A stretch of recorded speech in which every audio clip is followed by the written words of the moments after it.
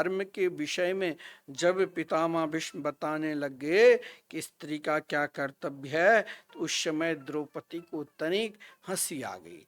द्रौपदी के हंसी के कारण पितामह भीष्म ने कहा, बेटी इस अंतिम अवस्था में आप क्यों हंसी? भीष्म पितामह जिस समय स्त्री धर्म के उपदेश दे रहे थे, उस समय द्रौपदी भी थी। द्रौपदी ने कहा, पितामह हंसी के कारण आप मत पूछो, फिर भी आप समझा रहे हैं तो आप उस समय ये स्त्री धर्म आपके कहाँ चले गए? जब दुशासन ने भरी सभा में आपकी पुत्र वधू को निर्वस्त्र करने की कोशिश की, भीष्म पितामह ने कहा कि पुत्री, यही प्रायश्चित करने के लिए आज मैं 64 दिन पर बाण की सज्जा में हूँ, क्योंकि शास्त्र में कहा गया है अधर्मी के संग करोगे तो अधर्म उनका जो अधर्म है वो आपके ऊपर प्रभाव पड़ेगा। मैंने दुर्योधन के निकट रहकर उनके अन्न खाया, कुछ प्रभाव पड़ा, लेकिन बेटी वही प्रायश्चित कर रहा हूँ जिस प्रायश्चित के कारण आज मैं 64 दिन से बाण की सज्जा पर पड़ी हूँ। स्त्री धर्म का विषय में बताया। भगवान के भगवत धर्म के विषय में आपने सुना, जो अर्जुन को आते हुए कहा, अरे पांडवों, जिससे तुम अपना सारथी अपना सखा मान रखे हो, वही तो साक्षात परब्रह्म परमात्मा है। सज्जनों, एक बात ध्यान देना, कई लोगों का प्रश्न होता है कि भीष्म पितामह ने क्यों कौरवों के पक्ष में युद्ध किया, जब इतने बड़े ज्ञानी थे, इतने बड़े भक्त थे, जिनके दर्शन करने के लिए स्वयं कभी कभी भगवान भी, ध्यान देना, जैसे हम भगवान के दर्शन करने के लिए मंदिर जाते ना, भगवान भी अपने भक्त के दर्शन करने के लिए आते हैं। और जिनके निकट भगवान खड़े हैं, उन पितामह भीष्म ने जिसने पांडवों को उपदेश दिया, क्या वो कौरवों के पक्ष में इसलिए नहीं लड़े कि महाराज कौरवों की विजय श्री मिले? कौरव तो अधर्म के साथ में चल रहा था। भीष्म पितामह इसीलिए लड़े, भगवान से कहा, प्रभु मैंने जब बड़े बड़े योद्धा आपके सामने युद्ध करने के लिए आते थे, तो मैं तो केवल आपके रूप और माधुर्य को निखारता रहता था, क्योंकि चित्रम तदैतद चरणार बिंदम, चित्रम तदैतद बदनार बिंदम, चित्रम तदैतद मुखार बिंदम, चित्रस्य चित्रम खलु सर्व चित्रम। आपकी लीला तो अनंत है प्रभु। आप उस समय अपने मुखार बिंद पर इतने सौंदर्य प्रकट कर लेते कि सामने वाले योद्धा अर्जुन की ओर नहीं देखकर आपकी ओर निहारने लग जाते। मैंने भी अगर प्रतिज्ञा की तो केवल आपके स्वभाव को जगत में प्रकट करने के लिए ही गोविंद। पितामह ने महाप्रस्थान के समय आने वाले हैं और कहा, प्रभु मैंने भी प्रतिज्ञा की, जो आज ही हरिहूँ शस्त्र न गहाऊं, तो लाजो गंगा जननी को मैं शांतनु सूत न कहूं। प्रभु वो दृश्य क्या याद है, जब अंतिम समय भीष्म पितामह को आया तो क्या कहा, ये अंतिम समय का क्षण है, महा प्रस्थान का समय आने वाले थे। उन्होंने अपना मन समेटा, केवल अपना मन एकमात्र पांडवों को उपदेश देने के बाद अपना मन श्री कृष्ण में लगाया, और श्री कृष्ण में लगाकर खुली आंखें से श्री कृष्ण के सामने, और बाण बुद्धि, शरीर में भी न कोई थकान था। शरीर में जो बाण लगे हुए थे, आप जानते हो, पितामह भीष्म के उस समय जो वेदना थी, दर्द था, जैसे एक अंग पर 10 बिच्छू डंक मारे, वो वेदना था। लेकिन भगवान के श्री चरणों के देखने बाद, देखिए जब आप भगवान के दर्शन करते हो ना, तो अगर आपके अंदर इतने भाव आ जाए तो समझ लेना मैंने दर्शन किया। अगर ये भाव ना आवे, मंदिर जाते हो बहुत भीड़ है, एक दूसरे के धक्का मुक्की करते हैं, श्वास भी नहीं चलता है, श्री बांके बिहारी जी के दर्शन करने के लिए आते हो, देश विदेश अरे बड़ी भीड़ है। लेकिन देखिए, अगर आप सही में, आप अगर उद्देश्य है कि लस्सी पीऊं, लोगों को देखूं, तो आपको कुछ नहीं मिलेगा, फिर भीड़ का ही अनुभव मिलेगा।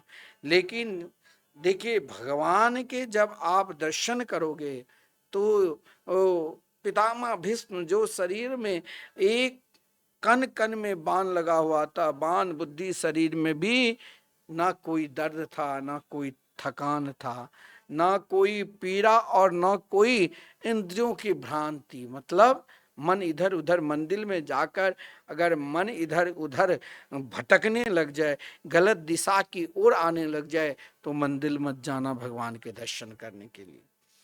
कहा गया है जन्यम विसृजन जनार्दनम। भीष्म पितामह शरीर का परित्याग करते समय भगवान श्री कृष्ण की स्तुति करते हैं, और क्या कहा, यह जाना कि माया है, अविद्या है, जन्यति निखिलम जगत। जगत का अर्थ है, व्याकरण में महापुरुष लोग क्या करते हैं, हमारे पूज्य गुरुदेव बोलते हैं कि जन्यति निखिलम जगत, जन्यति संसारम इति जना, मायाम जना मर्दयति इति जनार्दना। ध्यान देना, जो माया से, अविद्या से छुड़ा दे, जादूगर अपने जादू के खेल से छुड़ा दे, और ज्ञानी अज्ञान से छुड़ा दे, उनका नाम क्या है, जनार्दन। भीष्म पितामह ने भगवान को क्या कहा अंतिम समय, स्तुति के समय, हे जनार्दन जन्यम विसृजन जनार्दनम। भीष्म बोले कि प्रभु, मैंने धर्म क्या, यज्ञ क्या, अखंड ब्रह्मचर्य का पालन क्या। देखिए, ब्रह्मचर्य का पालन करना ये क्या है जानते हो, ये संपूर्ण धर्म की तेज को अपने अंदर रखना। आप कहोगे धर्म की तेज को अपने अंदर रखकर क्या होता है, तो आपकी मनोवृत्ति, मन की इच्छा फिर एक जगह तटस्थ हो जाएंगे। कौन सा, तो परम धर्म की ओर। परम धर्म की ओर जब आपका मन तटस्थ हो जाएंगे, तो सही में जो ब्रह्मचर्य निष्ठ महापुरुष है, उनके अंदर कौन सा प्रभाव आ जाते हैं, उनके अंदर निर्मत सरानाम शताम, उनके अंदर लेस मात्र भी किसी के प्रति, जो भगवान के भजन करते हैं ब्रह्मचर्य निष्ठ होकर, उनका यही प्रभाव है, उनके अंदर किसी के प्रति मत्सर नहीं आते हैं, निर्मत सरानाम सताम। और जब मत्सर नहीं आते हैं, तो क्या प्रभाव होगा कि उनके अंदर फिर काम, क्रोध, लोभ, मोह, मत्सर इत्यादि जो है, वो अवगुण उनको नहीं सताएंगे। पितामह भीष्म ने कहा, हे जनार्दन, मैंने अपने जीवन में अनेक धर्म क्या, यज्ञ क्या, और अखंड ब्रह्मचर्य का पालन क्या, पिता की आज्ञा का भी सिरोधार्य की, इन सब साधनों के द्वारा अपनी बुद्धि को मैंने कैसे बनाया, वितृष्णा। ध्यान देना, जब यही धर्म परम धर्म की ओर आश्रित हो जाएंगे, तो ये बुद्धि वितृष्णा हो जाएंगे। भीष्म पितामह ने क्या कहा, स्वनिगममपहाय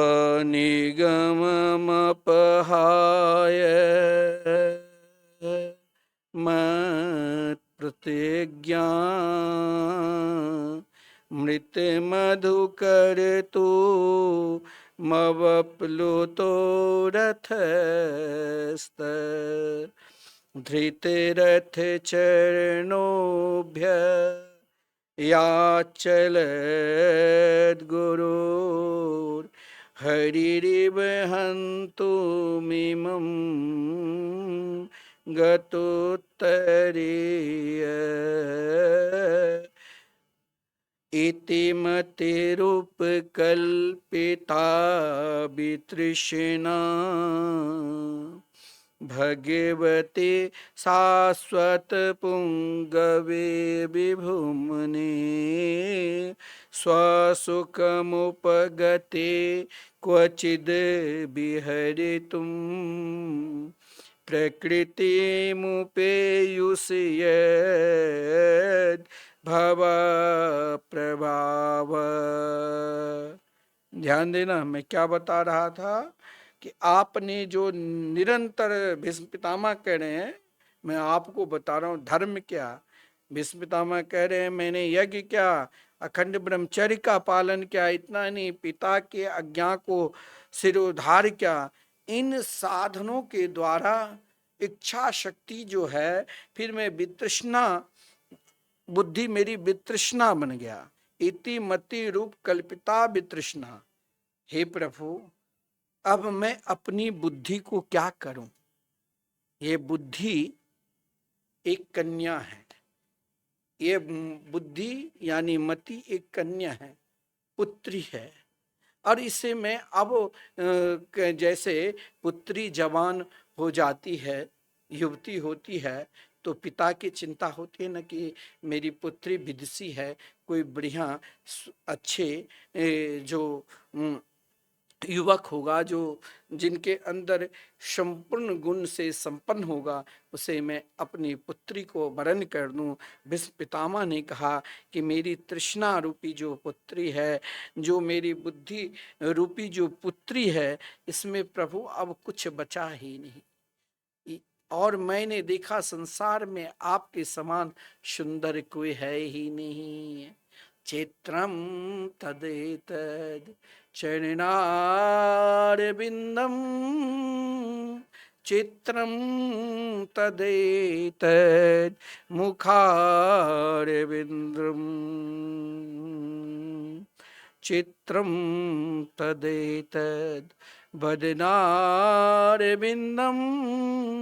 चित्रस्य चित्रम खलु सर्वचित्रम। पितामह भीष्म ने कहा प्रभु, मैं अब इन मति रूपी जो वितृष्णा, मेरी जो मति है वो वितृष्णा हो चुकी है, अब मैं अपनी बुद्धि को आपके चरणों में समर्पित करता हूँ। ये अंतिम समय भगवान की स्तुति कर रही है। हे प्रभु, आप जब प्रकृति से विहार करते हैं तब क्या होता है, यह सृष्टि चलती है। आपका शरीर सुंदर है, कैसा है, त्रिभुवन कमलनीय तमाल वर्ण, सूर्य के किरणों के समान चमकते हुए ये आपके सुंदर वस्त्र है। कपोल लटकी हुई है, मनोहर अलके बाल हैं। बस इसी रूप पर हे प्रभु मेरी प्रीति है। ध्यान देना, हमको यह दृश्य याद आता है। भीष्म पितामह कहते हैं जब आप युद्ध भूमि में घोड़ों की टापों से उड़ी हुई इन धूल और आपकी ये सुंदर सुंदर दिव्य बालों पर पड़ी, तो आपके मुखार बिंद पर तनिक पसीना भी हो रहा था। मैं बाण मारे जा रहा था, आप खून से लथपथ हो रहे थे, आपका कवच छूट गया। क्या कहते हैं, निशीत शरीर भी भिद्य मान त्वची। भगवान, मैं जानता था कि आप मेरे द्वारा बाण की प्रहारों पर आप पर कोई प्रभाव पड़ने वाला नहीं है। आप तो यह दर्शा रहे थे कि देखो मेरे परम प्रिय भीष्म, मैं तुम्हारी भक्ति, तुम्हारे प्रेम का कितना आदर करता हूं। पितामह भीष्म कह रहे हैं, मुझे बाण मार मार कर, भगवान कह रहे हैं, मेरा खून बहा रहे हो और मैं तुम्हारे प्रेम में पागल हो रहा हूं। हे प्रभु, आप ऐसे भगवान हो जो अपने भक्त के हाथ का बाण भी बड़े प्यार से अपने शरीर पर ग्रहण करते हैं। ऐसी स्थिति में आपसे कोई प्रेम नहीं करेगा तो फिर अगर वो आपके चरणार बिंद को छोड़कर इधर उधर भटकता है तो उससे अज्ञानी इस संसार में और कोई नहीं है। देखिए पितामह भीष्म, ध्यान देना, भगवान के ऊपर बाण चला रहे थे, कवच भी टूटा था, शरीर से रक्त भी प्रभावित हो रहे थे, फिर भी मुस्कुराकर अपने परम प्रिय भक्त को देख रहे थे। भीष्म पितामह ने कहा कि धन्य है प्रभु। फिर देखिए संसार के प्राणी को मैं बताना चाहता हूँ, क्या गोस्वामी जी के भाव है, ऐसे प्रभु छारी भजहि जे आना, ते नर पशु बिनु पूछे बिसाना। आप कितने पक्षपाती हो, यह मैं जानता हूं। आप दोनों सेनाओं के बीच में रथ ले जाकर खड़ा कर दिया, वहां करने लगे कि क्या, परेशा निकायु रक्षणार्थी। कौरव सेना के सैनिकों की आयु को आपने अपने मुस्कुराहट के द्वारा, ध्यान देना, आपने अपने मुस्कुराहट के द्वारा कौरवों से अपने अर्जुन को आत्मज्ञान के उपदेश करके उनकी कुमति को गीता जैसे श्रेष्ठ ग्रंथ का उपदेश देकर अर्जुन के कुमति को आपने हर लिया। हे प्रभु, भक्त को हमेशा बड़ा करके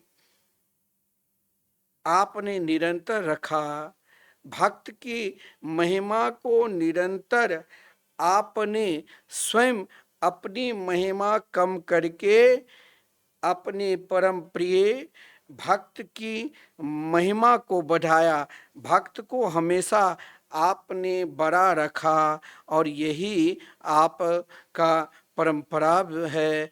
आपने अपनी प्रतिज्ञा को तोड़ दी। जब मैंने प्रतिज्ञा की थी प्रभु कि आज जो हरि शस्त्र न गहाऊं, तो लाजो गंगा जननी को शांतनु सूत न कहाऊं। प्रभु मुझे याद है आपने अपनी प्रतिज्ञा को तोड़ दी, किंतु अपने भक्त मेरी प्रतिज्ञा को सत्य सिद्ध करने के लिए ही तो रथ को पहिया लेकर मुझे मारने के लिए दौड़ पड़े।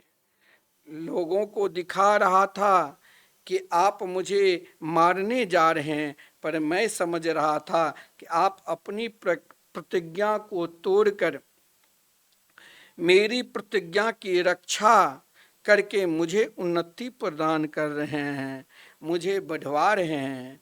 बस हमको वही अर्जुन के रथ पर बैठा हुआ घोड़ों के बाग डोर पकड़े हुए वही छवि मेरे हृदयाकाश में विराजमान है। यमी थे बाण कहीं से कहीं गिर, क्योंकि उनकी आंखें में तो श्री कृष्ण बस गए थे। उनके मन में इसका फल यह हुआ कि सैनिकों को भी, कौरवों सैनिकों को भी, जो भी युद्ध किया उनको भी श्री कृष्ण की प्राप्ति हुई।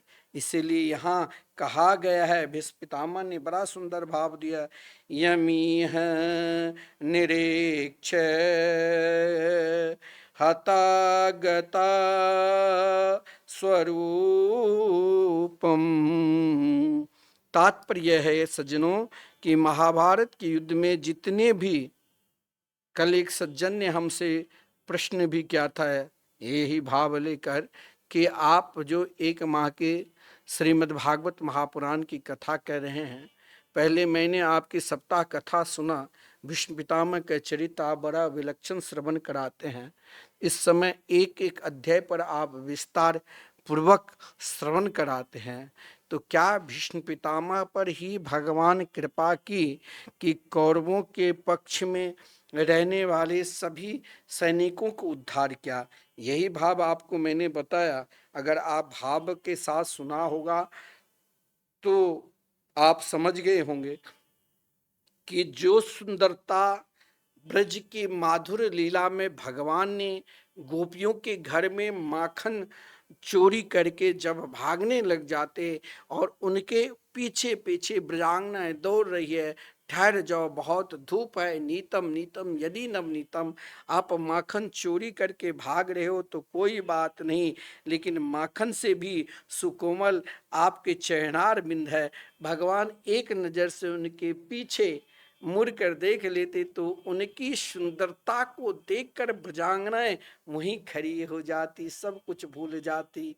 वैसे ही जब महाभारत के युद्ध हुआ सज्जनों, तो बड़े बड़े योद्धा या सैनिक जब युद्ध करने के लिए आते तो एक नज़र से भगवान की ओर देखने लग जाते और भगवान की सुंदरता को देखते ही उसको बाण कहाँ फेंकना चाहिए कहाँ नहीं यह भी पता नहीं। यही भाव भीष्म स्तुति में भी है। यमीह निरीक्ष्य हता गता स्वरूपम। अब इसका तात्पर्य है कि महाभारत के युद्ध में जितने भी सैनिक सम्मिलित हुए थे सब श्री कृष्ण को देखते देखते अपने ये पंच भौतिक शरीर को त्यागा और जो उनके रूप माधुरी को देख लिया वो मरे तो उनका स्वयं साक्षात्कार किससे हो गया? तो भगवान से। यही कहते कहते भीष्म पितामह ने अंतिम भाव यही दिया कि हे प्रभु, जैसे उन ब्रजांगनाएं आपके रूप माधुरी को चिंतन करते करते पितामह भीष्म भी, आप देखिए गोपी की निष्ठा क्या है। अंतिम श्लोक में गोपियों की चर्चा कर दी और समझाया कि हे प्रभु, गोपी रमन राधा रमन भगवान भीष्म पितामह जैसे धर्मज्ञ पुरुष भी श्री राधा रमन गोपी रमन की आराधना करते हैं और क्या कहते हैं? ललित गति बिलास बैल गुहास प्रणय निरक्षण कल्पितो रुमाना कृतमनुकृतवत्य उन्मदान्धा प्रकृतिमगन किल यस्य गोपवधो। ये भीष्म स्तुति के 40वां मंत्र है। भगवान श्री कृष्ण के मुस्कान चितवन चलन हसन बोलन आदि को देखकर जैसे ब्रजांगनाएं ब्रज की गोपियां तन्मय हो गई। श्री कृष्ण ने युधिष्ठिर के राष्ट्रीय यज्ञ में अग्र पूजा ग्रहण की। जो भगवान सबके शरीर में बैठे हुए हैं उनके अनंत अभेद की स्फूर्ति हो जाती है। यह स्वरूप माधुरी को ध्यान देने योग्य है कि धृतराष्ट्र विदुर भीष्म अर्जुन आदि भागवत में जितने भी लोगों का मरने के वर्णन है सब के सब परब्रह्म परमात्मा को प्राप्त हुए हैं। केवल श्री कृष्ण के बारे में यह वर्णन है कि उनकी भागवती गति प्राप्ति हुई है, अन्यथा से सबको अभेद गति की प्राप्ति होने का वर्णन है। ये महापुरुषों का सिद्धांत है। भीष्म पितामह ने श्री कृष्ण के रूप माधुरी को दर्शन करते करते अपने पंच भौतिक शरीर को त्यागा और स्वयं भगवान में लीन हो गए। देखिए सज्जनों, हमारे संतों में कहा गया है, जब कोई संत के शरीर छूटते हैं ना, तो जैसे आपके घर में सब रोने लग जाते हैं एक साथ, संतों के शरीर छूटने के समय कहा गया है वहाँ अधिक से अधिक संकीर्तन करना चाहिए। जब भीष्म पितामह ने अपने पंचभौतिक शरीर श्री कृष्ण के रूप माधुरी को दर्शन करते हुए त्यागा, तो पांडवों के आंख में अश्रुपात हो गए। जितने